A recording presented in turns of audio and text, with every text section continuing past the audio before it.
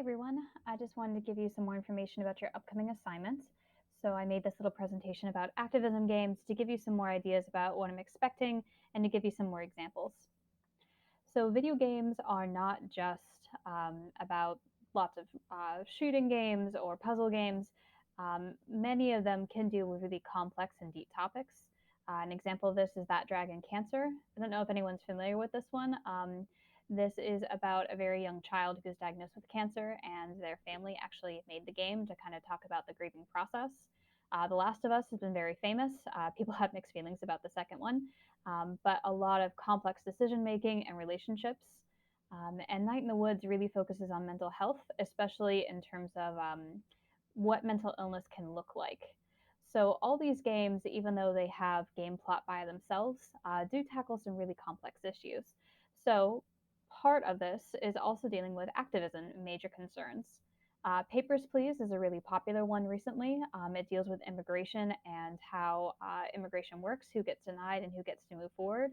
This War of Mine has also been fairly popular recently. Both of these games deal with really complex topics, and the player has to make very difficult decisions.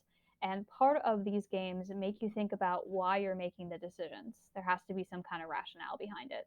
So that makes games a really unique way of working with activism.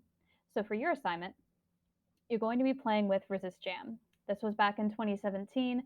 A group of game makers came together to make games that focus on activism. So as you are looking at games as arguments, I want you to think about how do you identify the argument? What are the benefits of presenting the argument this way? Meaning, what are the benefits of making a game versus an argument versus a PowerPoint versus an article? And what are some potential problems with doing games?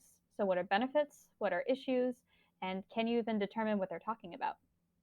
So for your options here, I really recommend that you play these games, but there are some Let's Plays of these games on YouTube, or you can go to other websites, that's fine. To be totally clear, you do not have to pay or download anything for this assignment. I'll show you in the next slide here. Look at the, of course I moved it and it comes back up. The play in browser is the important element here. You can see I circled in red. If that is present, you don't have to download a thing. You can play right then. Others may require other elements. Again, you are not required to do any downloading, and you're certainly not required to play. So if you look for the play in browser, there are lots of options to give you some gaming experiences there. So as you play or as you watch, I want you to think about, can you identify the thesis of the argument? Why do you think the creator chose this topic? Why use a game to raise awareness about this issue? Games are really unique because they require the users to interact with the content. So how does this change the argument? So does this make it more effective, less effective? And does it change it at all? And why not? And do you think that movements like Resist Jam have value? Is there a point to having these kind of things? So I hope this was helpful to you. Please email me if you have any questions about your upcoming assignments, and I will talk to you all soon. Bye-bye.